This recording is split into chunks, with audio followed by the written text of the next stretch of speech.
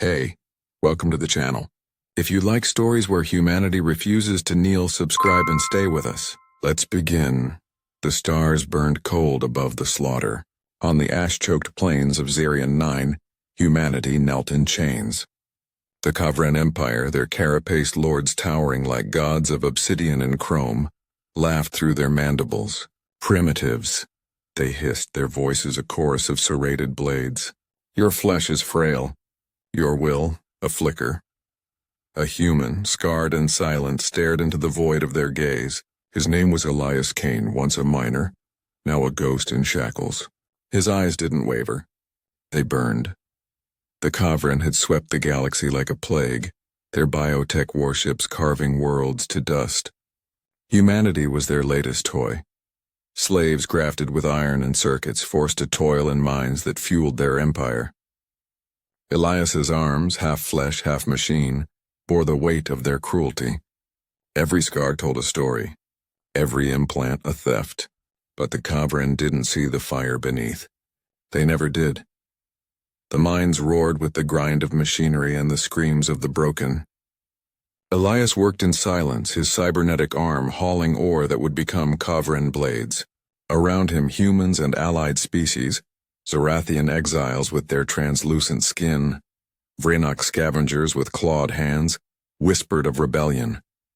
The Zarathian Clara spat at Elias's feet. Your kind are weak. You'll die first.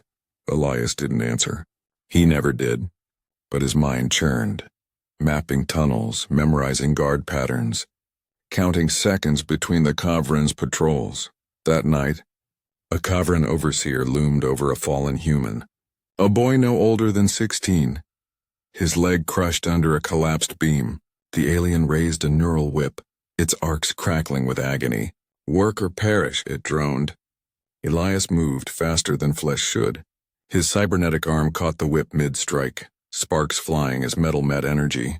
The overseer staggered, its mandibles clicking in shock. Insolent meat! It shrieked, lunging. Elias didn't flinch. He twisted, using the whip's momentum to hurl the alien into a grinding machine. Its scream was brief. The mind fell silent. Eyes human, Zarathian, Vrynok locked on Elias. Fear, awe, hope. Clara whispered, "You'll doom us all." Elias's voice was gravel. "Or save us." The rebellion sparked in whispers, spreading like a virus through the minds. Elias didn't lead with speeches. He led with action. He taught the enslaved to sabotage the Kavran's machines, to hide tools in their implants, to turn their pain into plans. The Vrynok Grook, a grizzled scavenger with a mechanical eye, began to trust him. "You humans," he growled, "you're too stubborn to die." Elias's lips twitched. Not a smile. A promise, but the Kavran weren't blind. Their sensors detected anomalies, missing ore, delayed shipments. Their war priests, draped in biotech robes, descended into the mines, their minds probing for dissent. One priest, its eyes glowing like dying stars, fixed on Elias. "You reek of defiance," it purred, its voice slithering into his skull. Elias felt his implants burn, the alien's tech trying to rewrite his mind. He clenched his fists, blood mixing with oil. Pain was fuel. He stared back, unyielding. The priest faltered, its mandibles twitching. Above, the Kavran fleet orbited Zarian 9, a constellation of death. Their Admiral Virak scoffed at reports of unrest. "Humans they break. They beg. They are nothing." His lieutenants nodded, but a faint unease rippled through their ranks. Something was wrong. The humans weren't dying fast enough. Deep in the mines, Elias uncovered a secret. Buried under centuries of rock was an ancient machine, its surface pulsing with a sickly green light. Not Kavran, older, alien. It whispered in his mind, not words but hunger.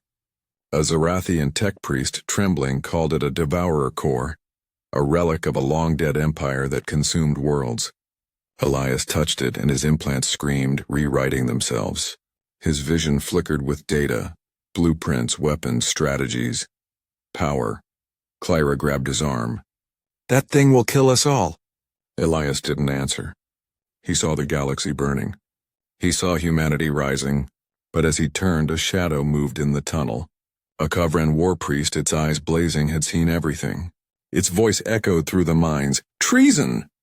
The Kavran war priest's scream tore through the mines like a blade. Alarms wailed, and the tunnel shook as drones swarmed, their red eyes cutting through the dark. Elias Kane stood before the Devourer core, its green glow painting his scars in ghostly light. His cybernetic arm twitched, alive with alien code. The enslaved humans, Zorathians, Vraynak froze, their rebellion exposed. Clyra hissed, "You've killed us, human." Elias's eyes were steel.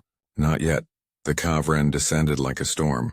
Drones fired neural spikes, paralyzing dozens. Humans fell, convulsing, but Elias moved like a specter. His rewired implants let him see their patterns, predictable, arrogant. He tore a spike from a drone and drove it into another, sparks raining. Gruk the Vraynak roared, his claws ripping through a Kavran soldier. "For once, human, I follow." He bellowed. The mines became a crucible of chaos. Flesh against iron, despair against defiance. Above, Admiral Virak watched the rebellion unfold on holoscreens. "Crush them," he snarled. "Show the galaxy what happens to meat that dares." But his lieutenants hesitated. The humans weren't breaking. They fought with tools, with fists, with broken machines. One human, bleeding from a dozen wounds, threw himself into a drone swarm, detonating a stolen charge. The explosion shook the mines. Virak's mandibles clicked. Impossible. Elias rallied the survivors, leading them deeper into the tunnels. The Devourer core pulsed, its whispers louder now, promising power at a cost. Clyra, her trust wavering, whispered, "What are you becoming?" Elias didn't answer. He saw the math of war, angles, timing, sacrifice. The core could arm them, but it hungered. It wasn't just a weapon. It was alive. In a cavern lit by the core's sickly glow, Elias made his choice. He linked his implants to the relic, pain searing through his nerves. Visions flooded his mind. Worlds devoured, fleets shattered, the Kavran kneeling. The core offered godhood and demanded his soul. He pulled back, gasping, but not before it gave him what he needed, a blueprint for a weapon to cripple the Kavran fleet. The rebellion grew. Zorathians rewired drones. Vraynak scavengers built traps. Humans, bloodied but unbroken, carried the fight to the surface. Elias led from the front, silent, his cybernetic arm now glowing faintly green. The Kavran began to fear him. They called him Iron Wraith, a name whispered in dread. Virak, watching from orbit, felt something new. Uncertainty. "What are these creatures?" he muttered. The galaxy watched, too. Allied species, once dismissive, sent covert aid. A Zorathian envoy, Tavara, arrived, her eyes wary. "We back you," she said. "But if you fall, we deny you." Elias nodded. Trust was a luxury. Betrayal was a certainty. The final push came at dawn. Elias's rebels stormed a Kavran outpost, using the core's blueprint to unleash a pulse that fried their drones. The sky burned as a Kavran warship crashed, its wreckage a monument to human defiance. But Virak was no fool. He unleashed a new weapon. Biomechanical horrors, flesh and iron fused into mindless beasts. They tore through the rebels, unstoppable. Elias faced one, its claws raking his chest. He didn't fall.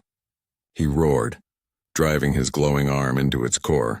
It screamed and died, but the core's whispers grew louder. Elias felt it pulling at his mind, rewriting his humanity. Clyra, watching, drew her blade. "You're not one of us anymore," she said, her voice trembling. Gruk stepped between them, claws raised. "He's the only reason we're alive." The rebels stood divided, the enemy closing in. Above, Virak's flagship loomed, its weapons charging. Elias looked at the core, its light now a scream in his skull. He whispered, "If I fall, the galaxy rises." And then the core spoke aloud. Its voice was not his own.